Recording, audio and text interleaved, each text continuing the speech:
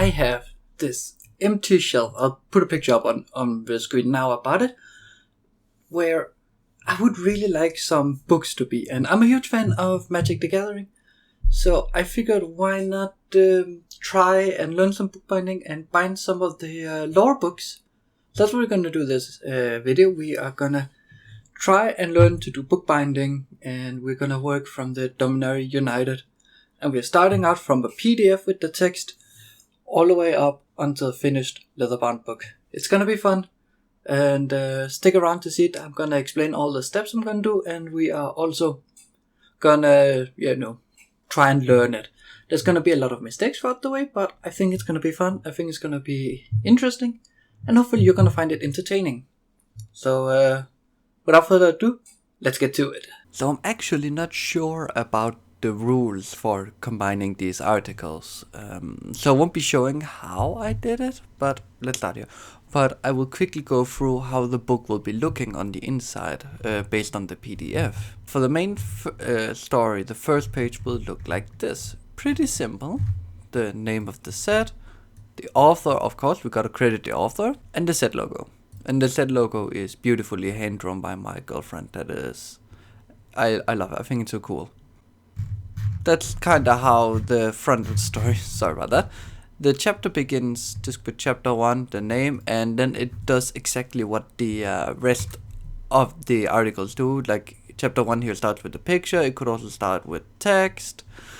What's interesting is I found this kind of boring, and if we remember from the articles, they had these horizontal lines for them. Let's see if we can find one. And I thought those were a little boring. I mean, they're there to show... here we go, here's one.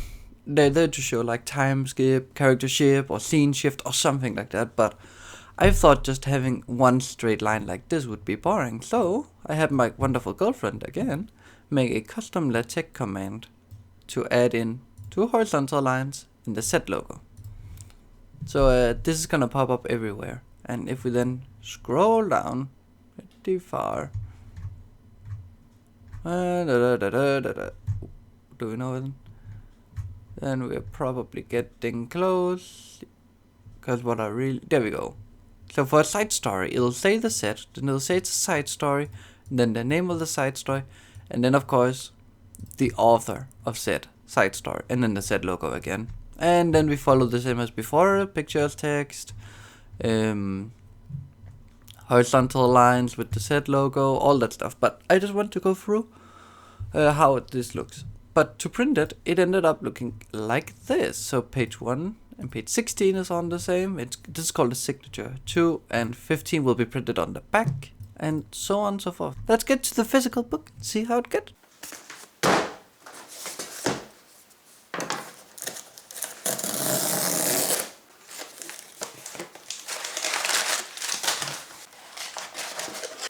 Now that we have our stack of papers, which is basically our book, what's time to do is, well, I'm not sure if normal people do it, but I would sort it into the signatures and then fold them. So basically, let me show you with the first one. I have signatures you decide yourself. I decided to do 4 pieces of paper, so page 1 to 16. That's why we have page 1, followed by 16, and on the back side, we have page 2 and 15, and so on and so forth. Now, the neat things about this, right, is we can just basically fold it like this, and then we have our first signature. We can fold them all together at once. If we pretend we have folded this, we can say this is the first. Then we move on, 2 and 3, 4 and 5, and so on and so forth, all the way on to 14, 15, 16, and then the next signature comes with page 17. Which is right here. So I don't want to bore you, but I think I'm just gonna do a little cut, put on a series or whatever, and yeah, then let's fold some signatures.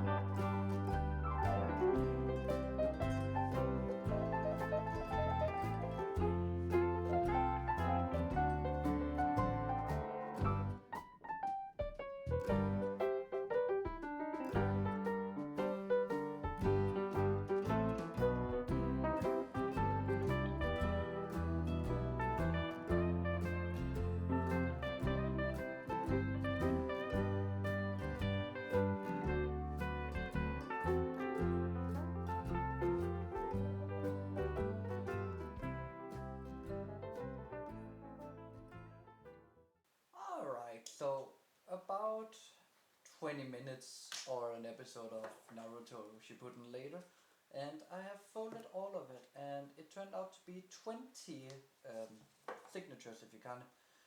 And then there was the last one here of 2 pages, and that's actually on me for not being able to do math. So it's 20 and a half signatures. What I should have done is I should have realized that 329 divided by 16 is 20 and a half. So I should have added 2 more. But that's just, learning for next time. So the next step is going to be me working out like the binding here. And the binding is going to be very interesting because I don't have the actual setup for it. So we're going to use a chair, which is going to look funny in the video. But what we are going to be looking at is having multiple binding areas. But I think we can explain that in a voiceover because I haven't exactly decided yet. So you'll see in the voiceover while I do this work here. So yeah, well, I guess I'll just see you in the voiceover. Alright, so first I figure out the height of the text block so I can figure out where the sewing banks are gonna be. Then I use a protractor to make sure that the pages or the signatures stay held down in place, or else they might just go everywhere. Then I go around the bottom of the text block marking out where I want to sew it, and I'm doing 2 pretty close to the top to kind of hold them together, and then 2 in the middle for the bands. And after I've done that, knowing the thickness of the bands I'm gonna sew into it, I can make 2 more marks, so there's gonna be 1 for the end, 2 for each end, and then 4 for each side of the 2 bands. And I'm also carefully trying to draw with the pen vertically where on each signature, and mixed results, but it worked out pretty well.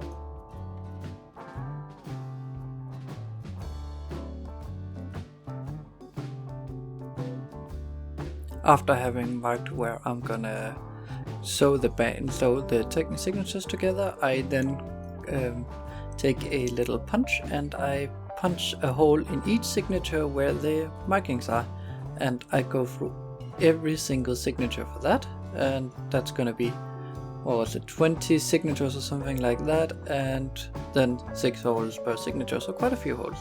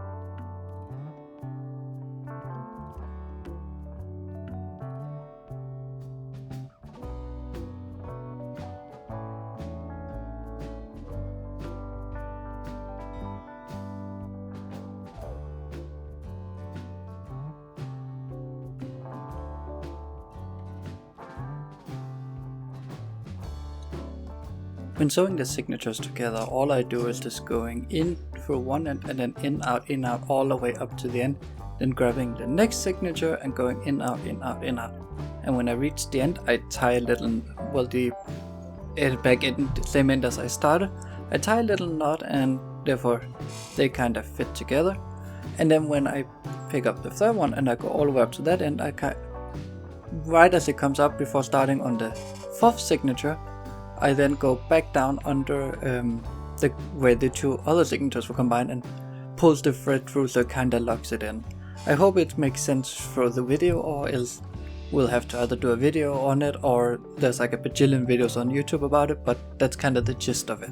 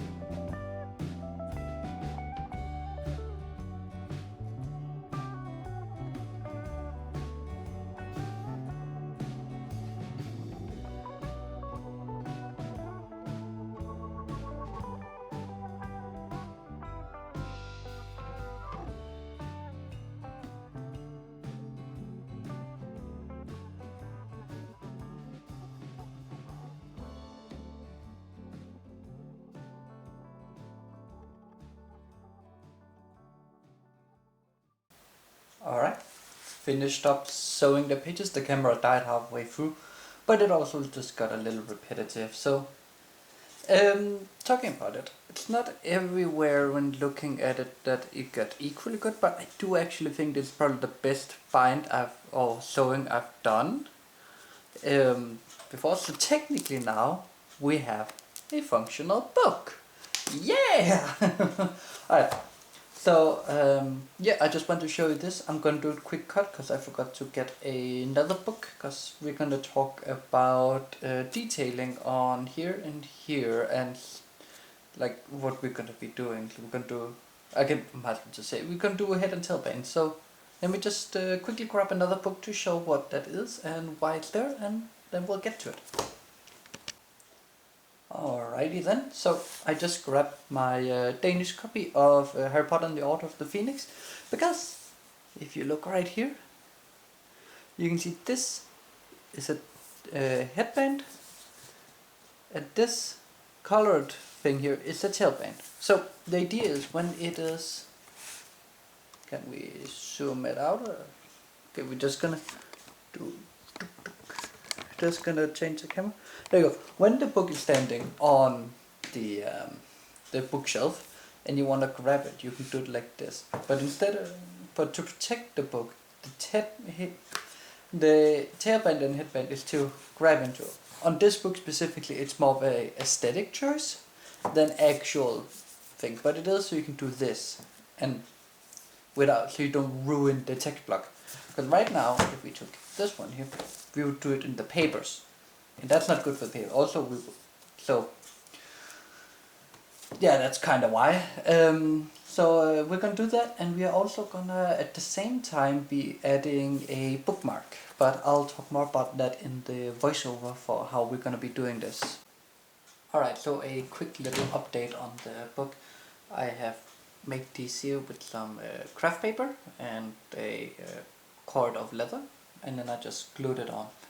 And I'm going to be using these two strings here to make the head and tail band, so it doesn't turn pink but turns into a beautiful mixed shade of like this golden white and orangey. And also I have attached this one here, and that's gonna turn into that's gonna be our bookmark in the book. And right now I'm just waiting for the glue to dry, and then we will do a speed work with it, trying to make the headband and the tailband this way.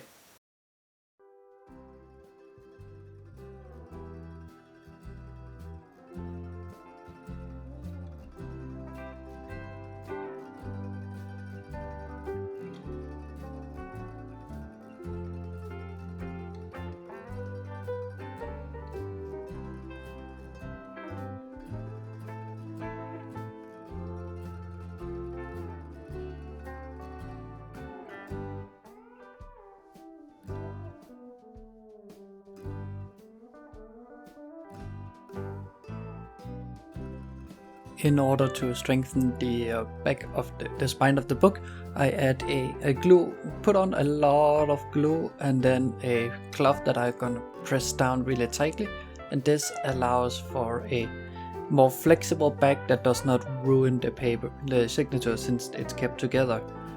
Also, it helps to protect the place where the head and tailband are attached. So that's pretty much the idea behind it. And also, it's gonna look neater when you open the book.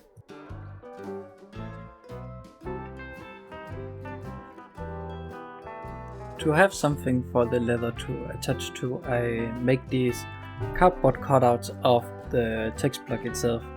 And as you will see, I don't know when, now or in a couple of seconds, I made a mistake when turning the text box, so I had to use 2 pieces of cardboard. What we'll still do is basically give some stability and some strength to the cover itself, and also something that's going to attach the text block to the cover without being glued directly to the leather, and thereby give more flexibility but at the same time stiffness and strength.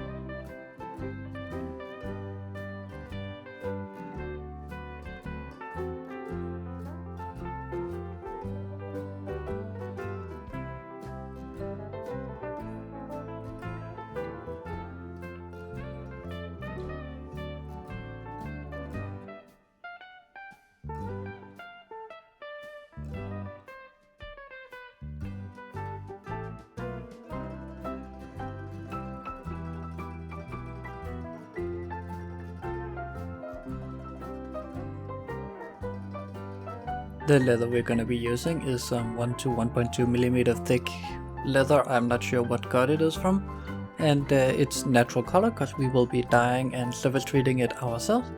So yeah, what I'm doing is I'm laying out the packing paper that I taped together, and then I'm just marking out, giving a some fold area that's making the leather bigger so I can fold it in over the cardboard. And note to self, which you will notice, is I needed to have given myself more, so the leather is slightly too small, and we will see in a second how that affects the corners.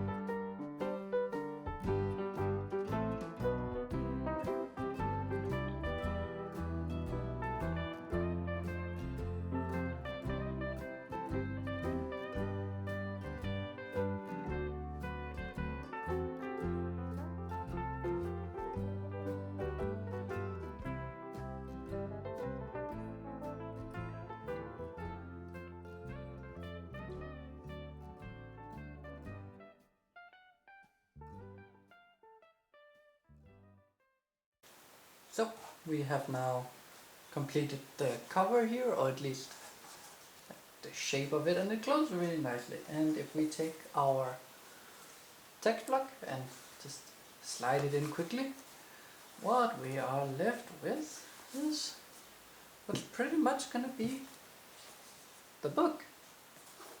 And it's beautiful, it works. Well, it's a book, of course it works, but it looks perfect. So what we're gonna look into now is adding details to the cover, and then afterwards we're gonna be staining, adding some foil leaves, and then we're gonna treat the cover so the things stay. But to do that we need to do some testing. So let me grab a few things, and then we will look at doing some tests with some details.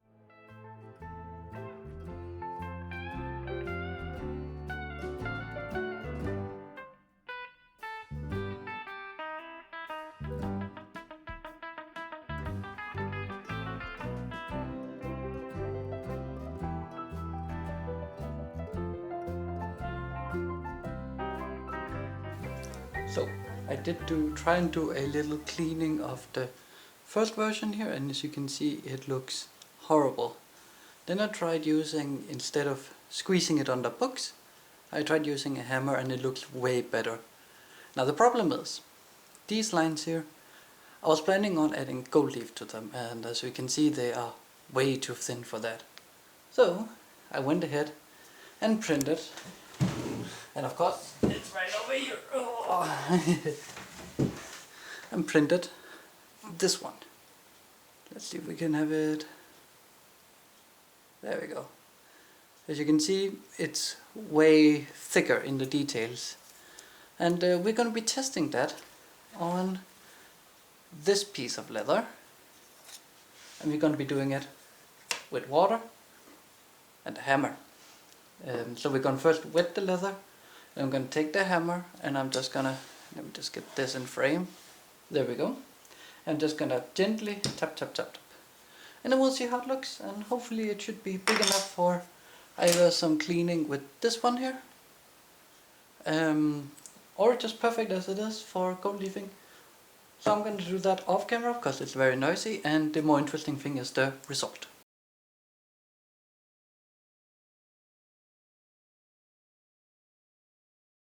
Alright, so it's been quite a while since we did our first couple of tests. That was very loud, and as you can see, gone through quite a lot of different tests. I even experimented on thicker leather, and that's what I want to start out with. This is on a thicker leather, and you see it looks pretty nice. The only thing is I hadn't actually tried applying the gold foiling before, or silver foiling this is. Let me get in. But otherwise the stamp looks nice, so I went ahead and tried on the same thickness leather that the book is, and it actually looks really nice. And don't mind the background color, it's not gonna be this color for the book. I just had to use a paint so I could simulate what actually happened. So let me go through the process here, because originally we did with where we just tried to squeeze it, but that didn't work out. So what we're gonna do is we can take our cover, gotta place it down, and then I've printed these 3 stamps here, and let's start off with this one, which is mixture of resin and standard filament FDM print, and it's just the Magic the Gathering logo, and that's gonna go here on the middle of the spine. Then we of course have the Dominaria United logo, which is gonna go here on the bottom, and finally we have the Planeswalker symbol that I heat treated, probably a little too much, but I think we'll be fine. That's gonna go here. And so the process is pretty simple. We're gonna wet the leather, gonna place our stamp, then we're gonna take our hammer, gonna take this, I do believe it's brass stamping tool. It actually is made for stamps that doesn't have their own that aren't in one piece like this, where this is what you stamp in, and then you have the bar you stamp on. So some tools doesn't have the bar but only the head. So this one is to use in those. And then we're just gonna go bang, bang, bang, bang, bang, bang, bang, all the way around. Then after that we're gonna take the little one here that I showed before, and we're gonna go through all the lines here to there we go, to make it stand out more, because as you can see This is done with the just the big tool, and you can see one side is really good, on the other it's not that good. But I've I've improved my technique, and it ends up actually being nice looking. So that's what we're gonna try and do. I haven't printed all the pieces for the cover yet. We do have the Dominaria United textbook. That's gonna go over here on the top. We have the set symbol that's gonna go on the front. And then I'm missing a big Magic the Gathering symbol, like this one. And then here on the back I was thinking we could do something with like the mana symbols, like have the pentagon shape thingy they have. But without further ado, I'm gonna skip to a montage or a quick thingy of doing just one of them, and then maybe I'll just cut through all of the two others on the back, and then we'll take it from there and see how it looks. Alright, see you in a second.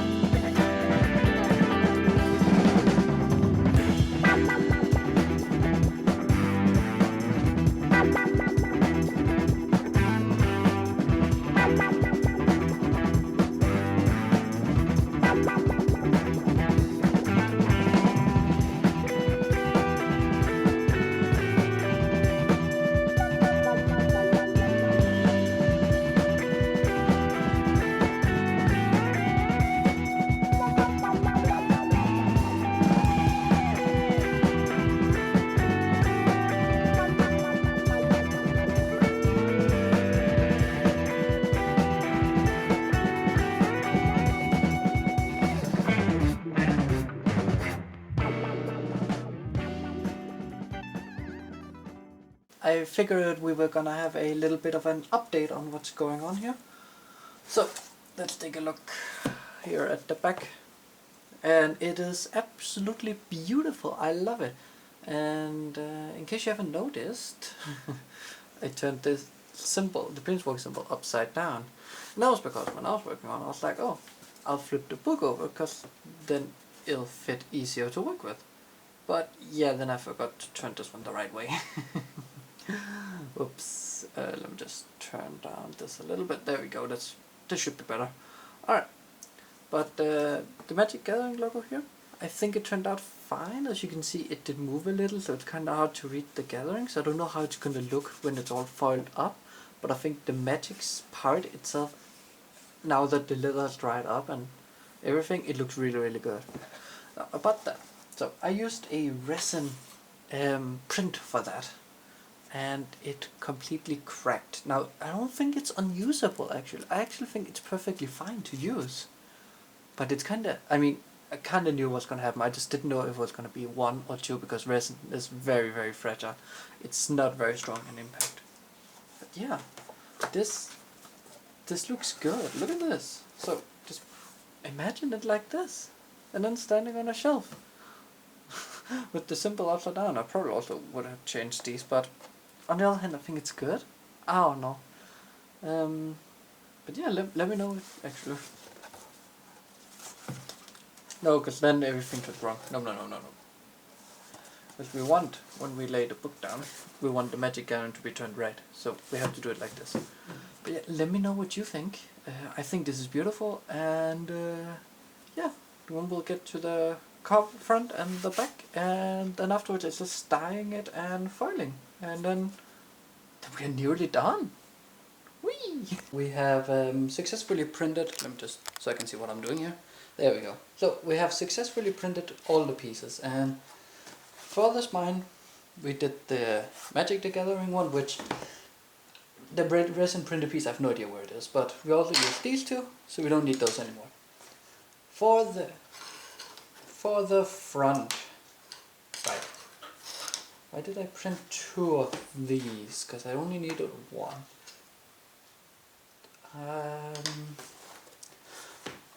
This one's a mistake. Alright, so for the front, we have the Domino United, we have the Magic the Gathering logo, and we have the set symbol. So, straight up, all of them are 3D printed. This one, I'm very excited to see how it goes, because the letters here, they look good, but we'll see how it transfers. For the back, see, this is going to be interesting. And if we quickly grab a... gonna do some cut here. Grab a Magic the Gathering card. We see they have this pentagon thingy here of the different colors. So if we take inspiration from that, top one is white, then we have green on the left, we have blue on the right, below the green we have the red, and below the blue we have the black. And I was thinking that could be a nice little background, and in order to make it look neater, I got this guide that'll go on here, like so. I can see it's a little short, but I think that'll be fine. So this one's gonna be taped down all around it, and then like the white symbol slides in, and it's ready for stamping. Pretty simple, but hopefully it works.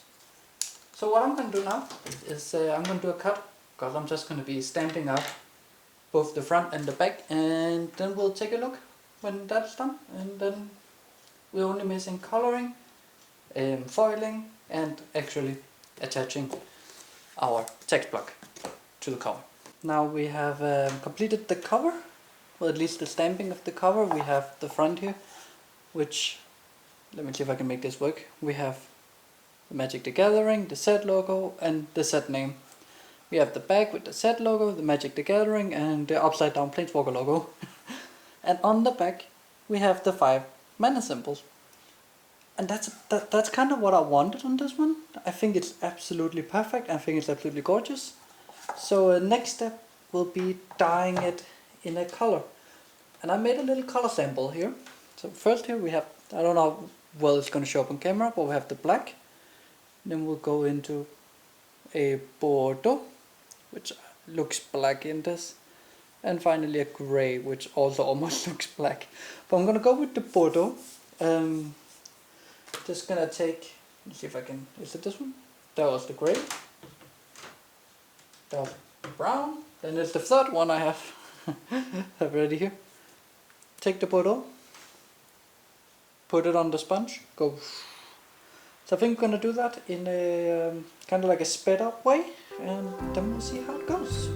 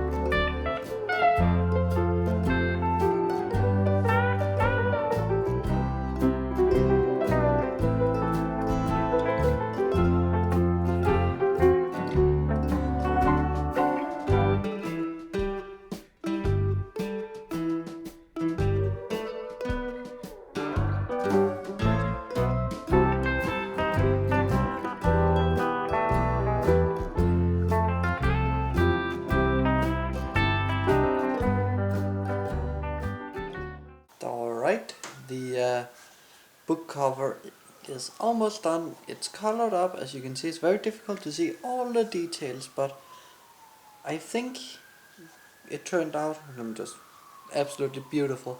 The color did get a little more brown than red, but I think that's fine. Now, the next step to actually makes us, able to see the details here is for foiling it. And for this book, I'm going to be using some gold foil.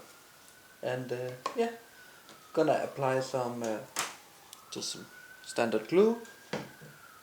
Gonna let it dry out a little bit. Then we're gonna put this on, and yeah, we're gonna do that for the front, the spine, the back. I'm gonna actually start from the back because I don't know, I feel like it.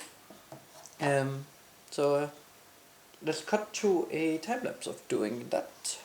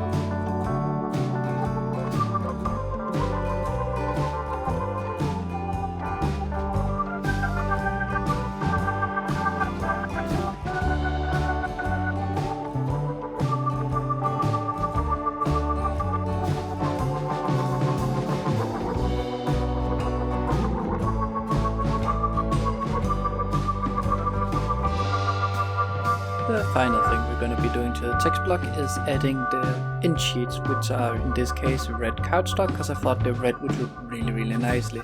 And that is just glued slightly on the edge of the first and last page, and then that is also going to be the part where at the end is going to glue to the leather itself.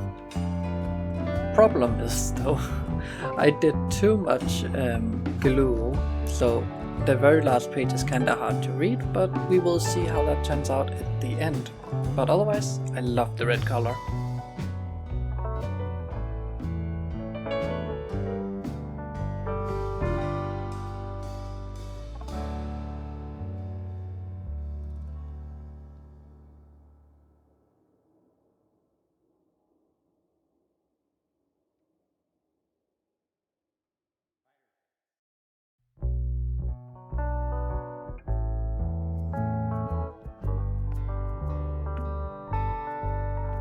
When it comes to attaching the cover to the text block, it's really just a lot of glue on the end sheet and then press the cover down and wait until the glue dries. So I do that, and I do it on both sides, and then we just, let's skip ahead to the conclusion.